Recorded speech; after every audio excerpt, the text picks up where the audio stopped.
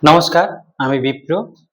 বিগত বেশ কিছুদিন আমি ফিজিওথেরাপি সংক্রান্ত কিছু বিষয় নিয়ে আলোচনা করেছি, কিন্তু অনেকেই বোঝেন না ফিজিওথেরাপি তাদের আদৌ কি প্রয়োজন বা এর গুরুত্ব কতটা।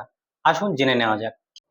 ফিজিওথেরাপি হচ্ছে মডার্ন মেডিকেল সায়েন্সের একটা ফার্স্ট ব্রাঞ্চ, যেখানে উইদাউট মেডিসিন বা কোনো সার্জারি ছাড়া অনেক রোগ থেকে নিরাময় করা যায়। প্রথমেই চিকিৎসাগত রোগের নাম না জেনেই আসুন জেনে নেওয়া যাক আপনার দৈনন্দিন জীবনের সমস্যাগুলি, যেগুলির থেকে আপনি মুক্তি পেতে পারেন।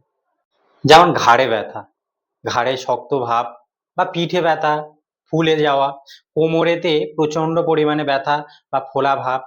তারপরে ধরুন আপনার পায়ের তলায় টান ধরা বা ঝিঁঝি করা, পায়ের তলায় প্রচন্ড পরিমাণে ব্যথা। আবার হতে পারে আপনার হাতে ব্যথা, হাত শক্ত ভাব বা হাত অবশ হয়ে যাওয়া, কোনো কাজকর্ম না করতে পারা, কাঁধে প্রচন্ড পরিমাণে ভারী ভাব বা ফুলে যাওয়া। এই সবগুলি থেকে আপনি অনায়াসে কোনো মেডিকেশন বা সার্জারি ছাড়া মুক্তি পেতে পারেন ফিজিওথেরাপির মাধ্যমে।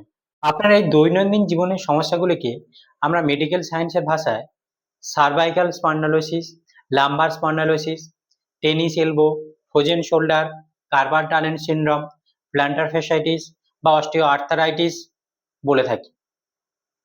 আরও যে সিচুয়েশনগুলি না বললেই নয়, স্ট্রোক বা প্যারালাইসিস পেশেন্ট, কিংবা ধরুন জিবি সিনড্রোম বা অপারেশনের আগে এবং পরে ফিজিওথেরাপি করা অবশ্যই প্রয়োজন।